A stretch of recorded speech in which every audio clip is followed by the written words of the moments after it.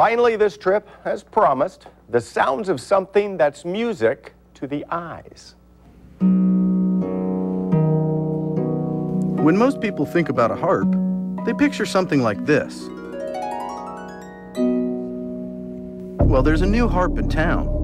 A harp from the future. Well, it looks like a harp from the future. And no, it's not a prop from the Mos Eisley Cantina on Tatooine. That's from Star Wars. Just in case there's still a few people out there who've only seen it once or twice. This is Steven. So this is the floor? What He's a floor is hobbyist this electrical engineer, meaning he's a photographer who became a self-taught laser expert.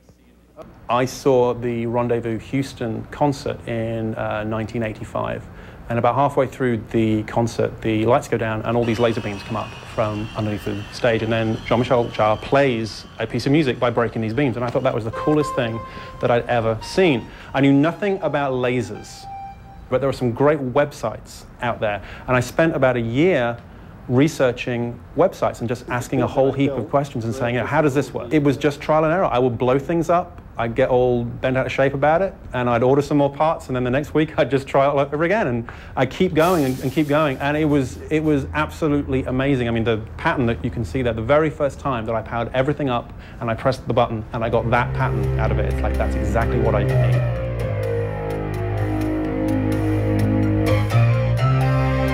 How often do you just play around with this?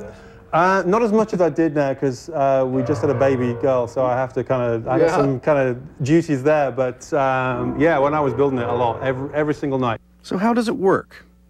It all starts with a laser powerful enough to light a match.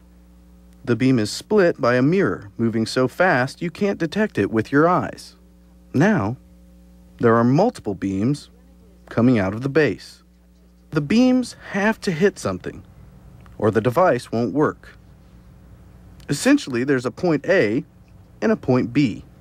When the path from A to B is interrupted with your hand, a computer connected to a MIDI program will strike the note that is assigned to the beam. What happens if I step on A? It'll explode. Okay. Yeah. I'm going to try and play Mary Had a Little Lamb. Sure.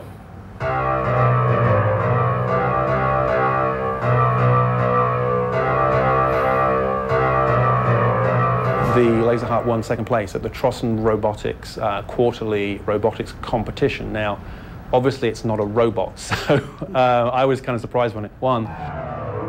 The judge said, even though it's not a robot, it's so darn cool, we just have to give you something for it. That's awesome. Now, Steven admits he isn't an expert musician. However, I'd say he's one of the few people out there who can say they play the Laser Harp. But in truth, this device doesn't represent a desire for musical fame. It's a symbol of what one person can do when giving up isn't on the list of options. I was 16 when I first saw this thing. I said, it's taken me 22 years now. I'm 38. So certainly don't give up. I said, and who knows, in 22 years' time, you may build something that's even cooler.